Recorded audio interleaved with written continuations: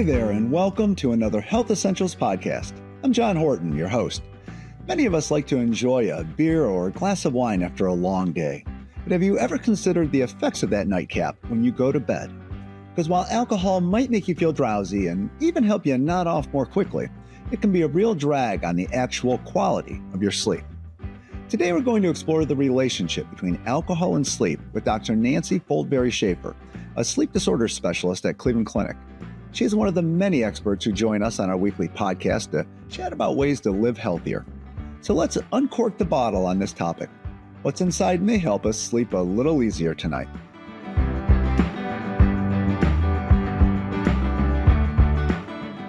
Welcome back to the podcast, Dr. Foldvary-Shafer. I have to tell you, you are the only guest we have where the goal is to put people to sleep with the conversation.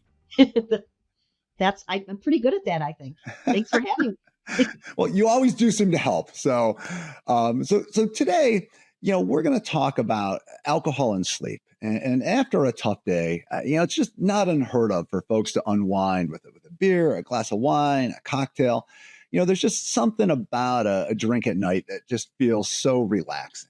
And given that, how does alcohol work against good sleep? It seems like it should help. Yeah, that's a great question. For many of us, a alcoholic beverage here and there does not seem to affect our sleep adversely. But in general, alcohol is not a friend of good sleep.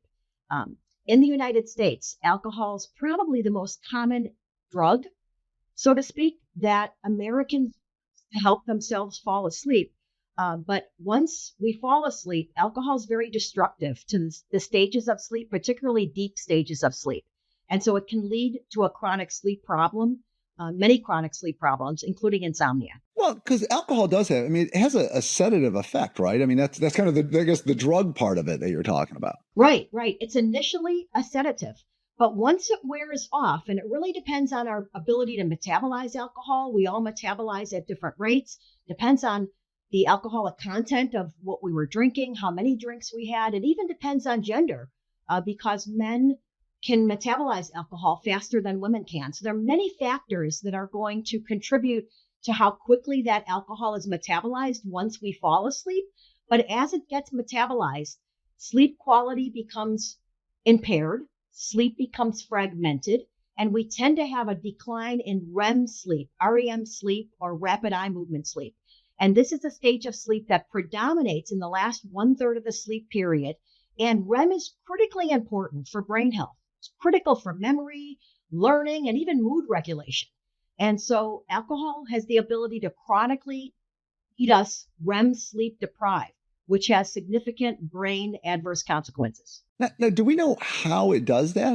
How does it kind of interfere? Does it just kind of put a little blockade up and it just doesn't let you kind of reach that level of relaxation? I think it leads to so much fragmentation. And when our brain is waking up recurrently during the night, we then have to descend back into sleep. And we do that through the light stages of non-REM.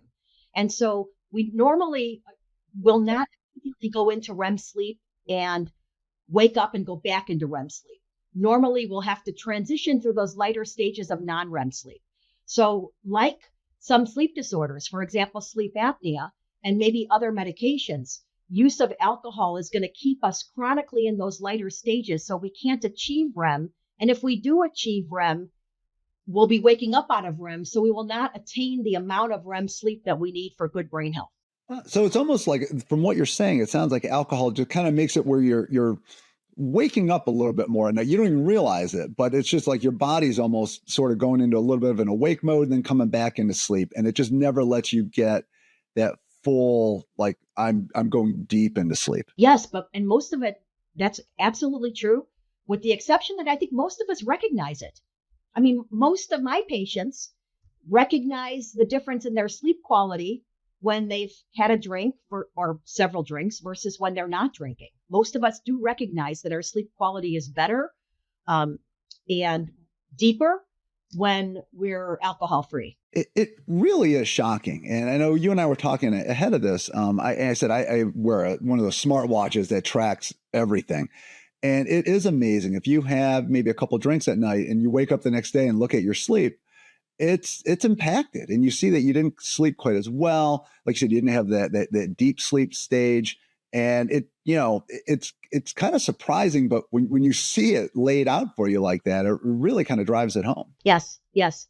And increasingly, science is attempting to sort of validate all the wearables that we have and validate them against a gold standard sleep study. But I think by and large, we recognize that there's a lot of accuracy to some of the wearables, particularly in terms of sleep fragmentation and probably in the assessment of deep sleep like REM sleep.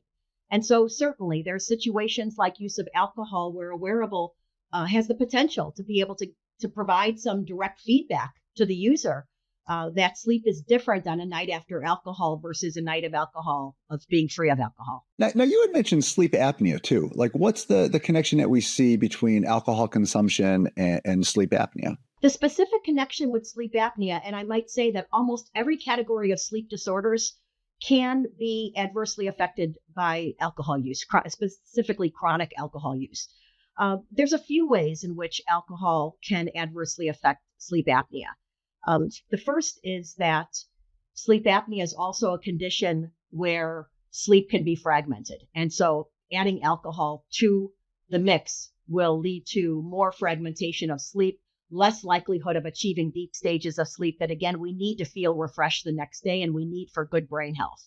But perhaps even more significantly is that obstructive sleep apnea, the most common form of sleep apnea that affects maybe as many as 25% of men and 10% of women, 85% of which is probably not even diagnosed in the United States, is that alcohol is a depressant. So it reduces muscle tone in the nose and the upper airway in the throat.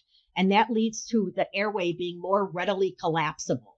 And every time the airway collapses to a certain degree, we may consider that in the sleep laboratory an apnea episode.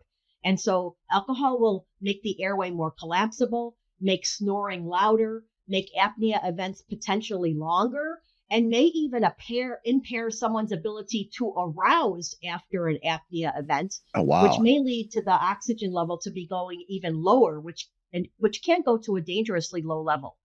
And so there are physiological changes in upper airway tone that leads to a cascade of events that can make sleep apnea worse when alcohol's on board. Wow. Well, that really, that idea, everyone's had that when you start losing that, your breathing gets compromised as you're laying there. That's scary. And it's hard to think that if you have enough alcohol, you're not even going to wake up during that.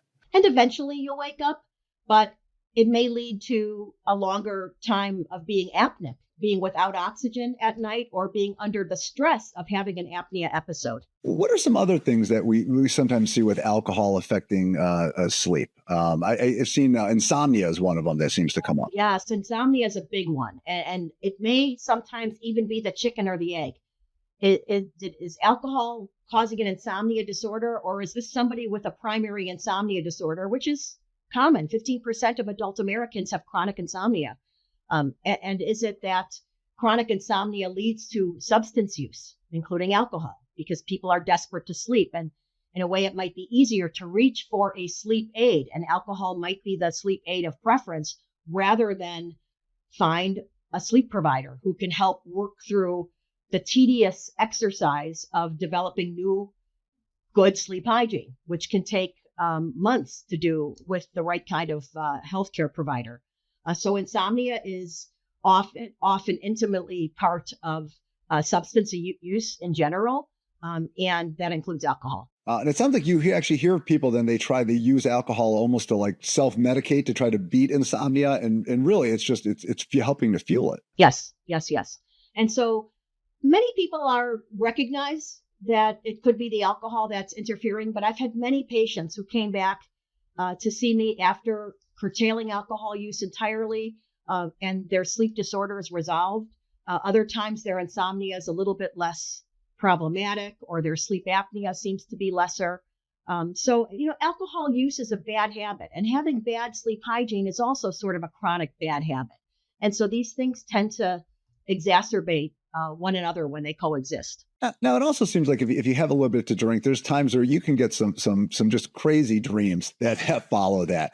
I'm assuming that's not a coincidence. Yeah. So people may remember more dreams, especially when REM sleep is disrupted, and nightmares can happen, and just more active dreams can happen. Certainly in people with problems like PTSD who are prone to nightmares, they can feel significantly more symptomatic with the use of alcohol. And then there are sleep disorders like REM behavior disorder, which is a parasomnia.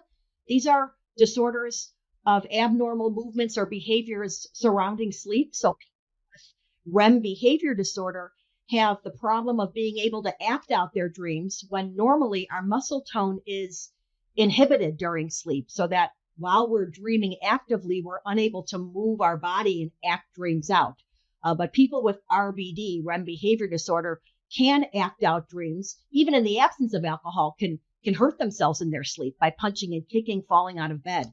And alcohol certainly can exacerbate episodes in people with REM behavior disorder. So a whole spectrum of sleep disorders, including sleep timing, circadian disorders, can be impaired in the setting of chronic alcohol use.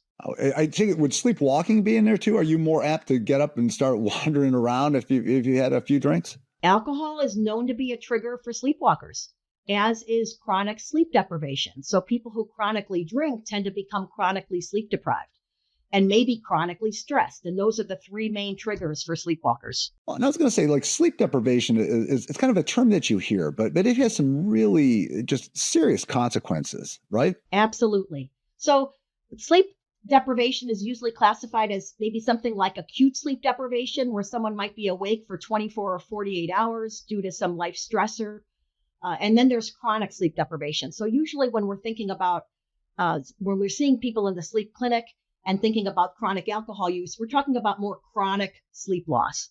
And so I would estimate that probably 35 to 40% of adult Americans are chronically sleep deprived, meaning that they're sleeping less than 7 hours on average.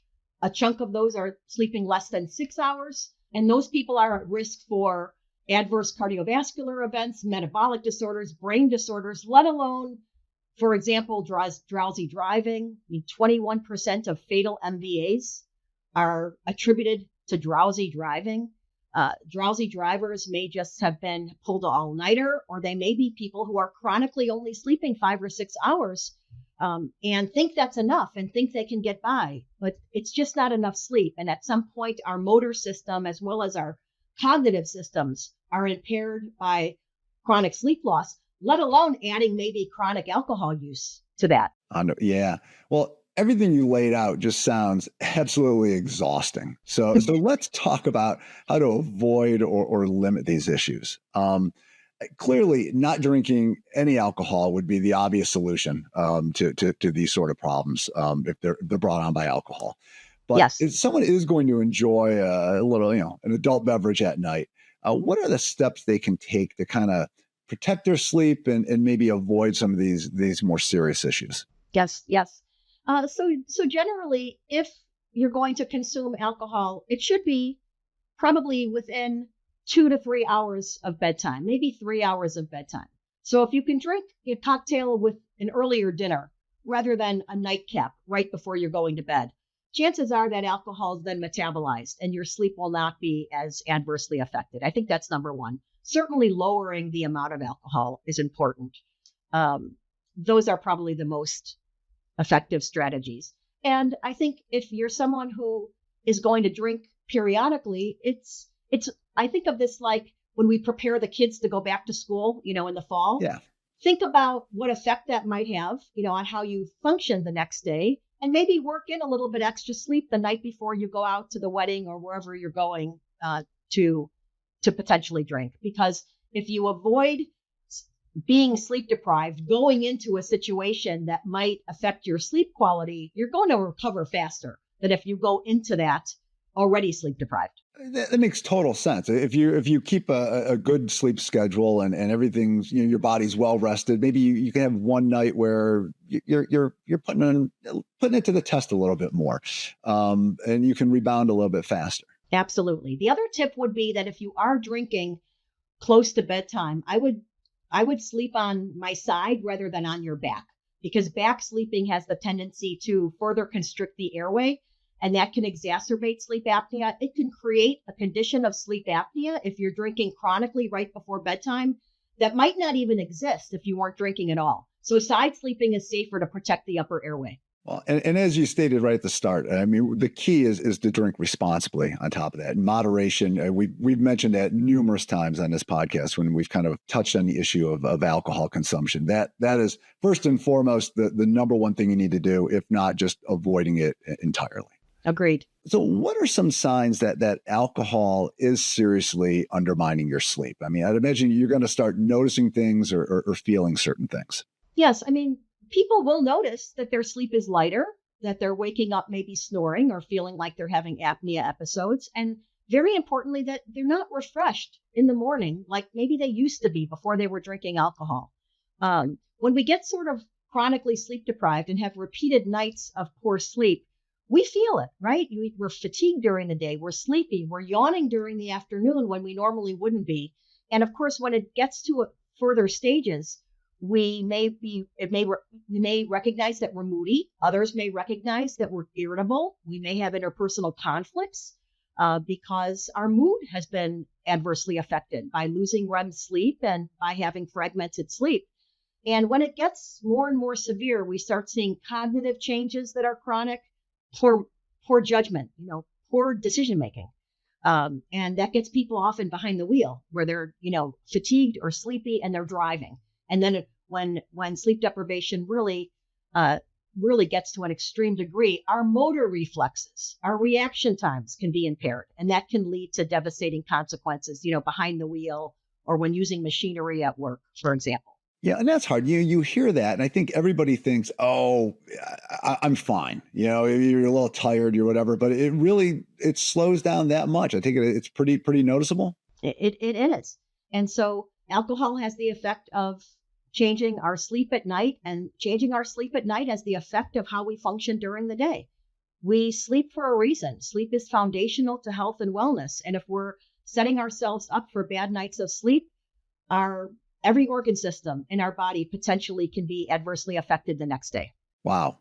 Well, this has been a pretty sobering conversation, Dr. Foldvary-Shafer, and from the sound of it, that's a good thing.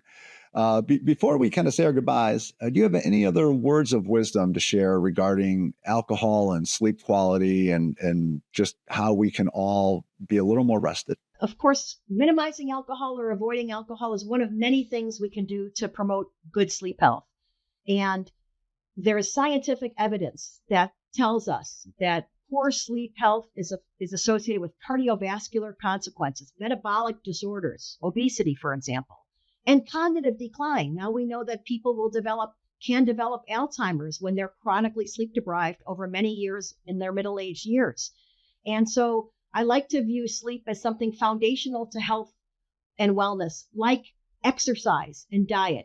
So just like when we're trying to follow a good diet, we're going to fall off the wagon once in a while. Same will be with things like alcohol. But if we focus on most of the time trying to do the right thing for our sleep, we will benefit long term. Our health and wellness will certainly benefit from that strategy. And it makes sense. We should be spending about a third of our life asleep. So if you can get that good, you should be in a really great spot. That's right. Well, Dr. Foldvary-Shafer, thank you so much for coming in. I really appreciate you giving it the time and look forward to having you back on. You're very welcome. Good to see you. While drinking alcohol may initially make you feel relaxed or even drowsy, it can significantly compromise the quality of your sleep when you nod off, a reality you'll feel the next morning. So if you notice alcohol is interfering with your rest, think about making some changes. It might help put the good in good night. If you liked what you heard today, please hit the subscribe button and leave a comment to share your thoughts. Till next time, be well.